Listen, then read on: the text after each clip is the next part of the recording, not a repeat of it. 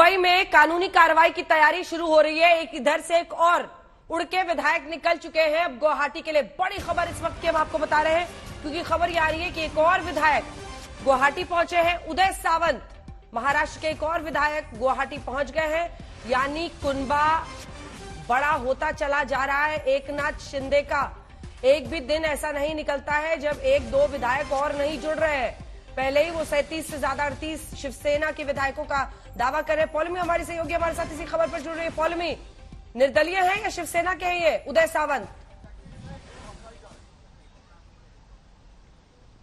अंजना, उदय सामंत मंत्री हैं, शिवसेना के हैं। वो मंत्री हैं, इनफैक्ट उद्धव ठाकरे की सरकार में हायर और टेक्निकल एजुकेशन के मंत्री हैं। रत्नागिरी कंस्टिट्यूएंसी को रिप्रेजेंट करते हैं। एज एमएलए वो टेक ऑफ कर चुके हैं। अभी भी वो लैंड नहीं किया है। उनका जो प्राइवेट जेट है, जो फैल्कन 2000 वो फ्लाई कर रहे हैं, वो अभी तक लैंड नहीं किया है। गुवाहाटी से जो तस्वीरें आ रही हैं वो सूरत एयरपोर्ट की तस्वीरें हैं जो आपके सामने आ रही है इस वक्त, जो हम अपने दर्शकों को बता रहे हैं। उदय सामंत जो है ये बहुत ही क्रिटिकल एक जो पॉइंट है इस लड़ाई में, इससे दर्शाता है, क्योंकि उदय सामंत जो है आदित्य ठाकरे के बहुत करीबी माने जाते हैं। और पिछले कुछ दिनों में जो मीटिंग्स बुलाई गई थी उद्धव ठाकरे के द्वारा, आदित्य ठाकरे भी जिसमें मौजूद थे, उदय सामंत इन सारे मीटिंग्स में मौजूद थे। और अब अचानक से उनका फोन अनरीचेबल हो जाता है, वो इनकम्युनिकेटिव हो जाते हैं और पता चलता है कि वो सूरत में है और सूरत से अब टेक ऑफ कर चुके हैं गुवाहाटी के लिए। इसके बाद जो पिक्चर सामने आता है वो ये है कि अगर एमएलएस की बात करें, शिवसेना एमएलएस की जो मंत्री रहे हैं उद्धव ठाकरे कैबिनेट में, वो सारे इस वक्त एकनाथ शिंदे कैंप में हैं। बस एक को छोड़कर, वो है आदित्य ठाकरे, जो लेजिस्लेटिव असेंबली से चुनकर आए और मंत्री बने। बाकी जो दो मंत्री बचे हैं वो एमएलसीज है, सुभाष देसाई और अनिल परब। अंजना, बहुत बड़ी खबर ये, करीबी माने जाने वाले उद्धव ठाकरे के एक और मंत्री अशोक, ये तस्वीर अब साफ होती चली जा रही है। आदित्य ठाकरे को छोड़कर कोई विधायक मंत्री इस वक्त उद्धव ठाकरे के साथ तैयार नहीं है। और इसीलिए जो हालत है कि अब वो कह रहे हैं कानूनी कार्रवाई। पंकज, इसके बाद आपके पास आऊंगी, सीधा कानूनी कार्रवाई की बात अब हो रही है। वो कह रहे हैं 2/3 नहीं होगा, या तो बीजेपी से मर्जर कीजिए वरना आपको डिस्क्वालीफाई किया जाएगा। अशोक, बिल्कुल अंजना, इसी कोशिश में लगे हुए दोनों पक्ष। उद्धव ठाकरे की तरफ से नोटिस दिया जाता है डिप्टी स्पीकर 16 विधायकों को डिस्क्वालिफिकेशन का, विधायक दल के नेता से हटा दिया जाता है एकनाथ शिंदे को।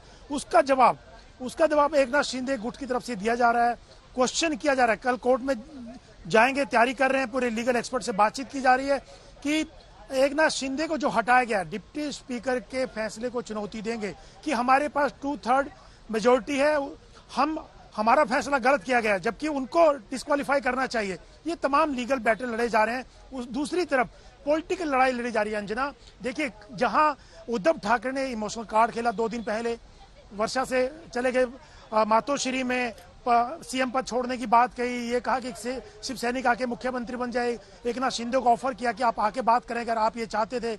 उसके बाद वो भी काम नहीं आया। फिर उन्होंने चुनौतियां दी, सड़क पे उतरे तमाम शिव सैनिक, लड़ाइयां लड़ी, और संजय राउत ने तलवारें चलाने की बात कही, दफ्तर तोड़े गए बागी विधायकों के, उससे भी काम नहीं चला। एसएमएस किए गए, बातचीत करने की कोशिश की उद्धव ठाकरे के द्वारा, लेकिन वो भी काम नहीं। अब आदित्य ठाकरे के सबसे नजदीकी विधायक मंत्री ही गुवाहाटी पहुंच रहे हैं, तो यहां सेंध लगाने की बजाय अंजना, बागी गुट में सेंध उन्हीं में लग रही है। तो उनके सामने अब पार्टी का अस्तित्व बचाने की, मैं कई दिनों से बोल रहा हूं, वो सबसे बड़ी बात होगी कि आप अपने विधायकों को, मंत्रियों को भी संभाल नहीं रहे हैं। सोच रहे थे कि यहाँ पे सेंध लगाएंगे। संजय राउत कहते हैं गुवाहाटी से चौपाटी आइए, आपको आना ही पड़ेगा, ठीक है, महाराष्ट्र जाना पड़ेगा, मुंबई जाना पड़ेगा, लेकिन ये गुट कानूनी लड़ाई लड़ने के बाद ही यहाँ से लड़ेगा, क्योंकि अगर मुंबई भी जाएंगे अंजना ये, तो वहां भी कानूनी लड़ाई लड़नी पड़ेगी। तो एक तरफा करने के बाद ही एकनाथ शिंदे गुट यहाँ से निकलेगा। तो इसलिए पूरी लड़ाई आप देख सकते हैं कि वहां पे लगातार सेंध लग रही है, उनके नजदीकी लोग यहाँ आ रहे हैं। हाँ। तो मामला बड़ा इंटरेस्टिंग है। पॉलिटिकल फ्रंट पे भी एकनाथ शिंदे गुट बीजेपी बैक कर रही है, देवेंद्र फडणवीस से मिल रहे हैं 2 दिन पहले जाकर के बड़ोदरा में। एक पॉलिटिकल लड़ाई लड़ी जा रही है, दूसरी कानूनी लड़ाई लड़ी जा रही है। तमाम दिल्ली से लेके मुंबई, आसाम, तमाम जो एक्सपर्ट्स हैं लेकिन उनसे बातचीत की जा रही है लगातार कि जो नोटिस दिए जा रहे हैं उद्धव कैंप की तरफ से, डिप्टी स्पीकर की तरफ से, उनका कैसे जवाब देना है। और उल्टा उन्हीं के ऊपर ये लोग सवाल उठाए जा रहे हैं, उनके निर्णय के ऊपर, और सेंधमारी भी की जा रही है एकनाथ शिंदे गुट के द्वारा। तो ये तमाम चीजें उद्धव ठाकरे और शिवसेना के लिए एक चुनौती बन रही है। दूसरा रंजन एक इंटरेस्टिंग बात यह है, एक नाथ शिंदे गुट ये भी कह रहा है कि शिवसेना हम है, वो लोग तो कब्जे में आ गए हैं एनसीपी और कांग्रेस के, हम उसी से छुटकारा उनके चंगुल से निकालना चाहते हैं शिवसेना को, और बाला साहब ठाकरे की जो विचारधारा थी हिंदू की, उसी की लड़ाई हम लड़ रहे हैं। तो ये तमाम चीजें हैं। असली विरासत किसके हाथ में, इसी की लड़ाई है। अशोक, मैं लौट रही हूँ आपके पास। पंकज, वहां पर काफी हलचल इस वक्त दिखाई दे रही है। क्या अब शिवसेना कानूनी कार्रवाई को लेकर आश्वस्त है? डिस्क्वालिफिकेशन इन विधायकों का, इसी की तरफ अगला कदम उनका दिख रहा है। पॉलिटिकल फ्रंट पर अलग लड़ाई, और ये कानूनी तो है ही, और पॉलिटिकल वाले में तो अब बाप पर मामला आ गया है। अंजना, सीधी सी बात है ना कि अब जो लड़ाई होगी वो तो फ्लोर ऑफ द हाउस में, कोर्ट में और सड़कों पर, तीनों जगह शिवसेना को लड़नी पड़ेगी, क्योंकि प्रतिष्ठा की बात है। अब यहां पर क्या हो रहा है, मीटिंगों का दौर जो है पिछले कुछ दिनों से शुरू हुआ है, वो खत्म होने का नाम नहीं ले रहा है।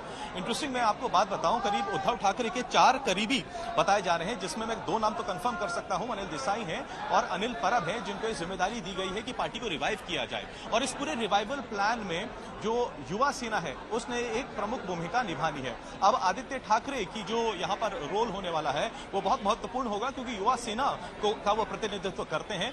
जिम्मेदारी ये रहेगी कि न सिर्फ मुंबई में बल्कि तमाम इलाकों में जहां पर लग रहा है कि शिवसेना ने बागी तेवर देखे हैं, वहां पर जाएं, लोगों को एड्रेस करें और उन्हें बताएं कि बाला साहेब ठाकरे का जो हिंदुत्व था वो उद्धव ठाकरे ने अभी नहीं छोड़ा है। उद्धव ठाकरे वहां खबर पहुंची है कि नहीं कि उदय सामंत निकल चुके हैं, गुवाहाटी पहुंचने वाले हैं? खबर पहुंची है कि नहीं वहां?